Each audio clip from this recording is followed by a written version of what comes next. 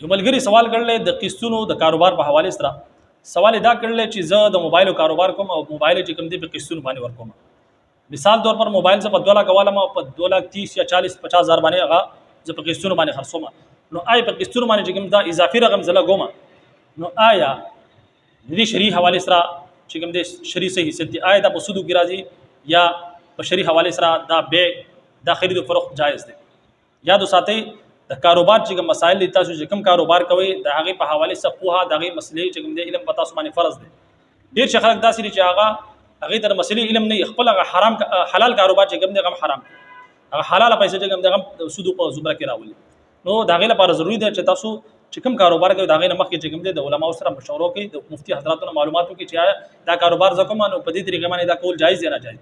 اوس دا کاروبار دې ملګری سوال کړل چې د قسطونو په حواله سره ګوره د قسطونو په حواله سره تاسو کاروبار کوي په دې حواله سره بعض صورتونه داسې چې پاغي کې د سود په عمره کې دا کاروبار راځي حرام دي او بعض صورتونه کې چې کوم دي جایز دي. دواړه صورتونه د تخیمه. اوس مثال طور پر د ملګری چې کوم دي د موبایل کاروبار کې د موبایل علي مثال طور پر 2 لک د موبایل واغ ډیر اوله کې په قسطونو باندې په سومانه خرڅ کو په 2,30,000 باندې دا 30,000 روپے چې کوم دي د اضافي ولا کولا نو دا جایز دي. لیکن په دې حواله سره چې کوم دي اوس مثال طور پر دودا تګړه چې پاره میاش کې بده 50,000 روپے راګي. اوس مثال طور پر د به دا شرط ولګي کچري تاماله چې کوم دي پټه باندې قسطون رانه کړو دا چې کوم دي وتا باندې بڑاو ما په دغه صورت کې چې کوم دي دا سود د سود په سمره کې راځي.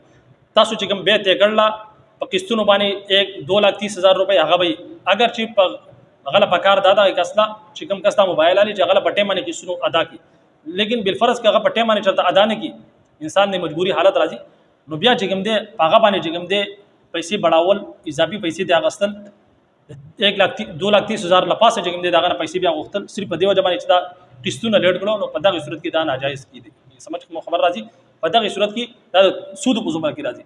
اور البته اوس مثال طور پر دا شرط به تاسو نه یخه چې یو کس مثال طور پر قسطونه لیټوم کی لیکن داغه چې کوم تاسو په شروع کې چې کوم ریټ ته کړل یعنی 2,30,000 روپے په شروع کې تاسو ته کړل هغه ریټ برقرار دی اگر چې هغه چې کوم دی داغه نه چې کوم قسطونه د باغی کې چې کوم دی لیټیا شوی دا د هغه نه باوجود هغه ریټ نو پتا صورت کې چې کوم دی بالکل جایز ده.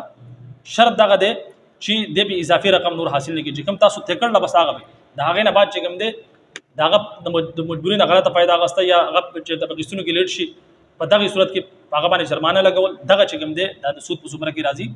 بهرحال د قسطونو په حواله سره د کاروبار چې کوم مسله د شری مسله هغه ماته سمخ ته بیان کړه. امید کوم چې مسله به مو په سمجھ کې راغلی. اجازه راکړئ. السلام علیکم ورحمت الله وبرکاتہ.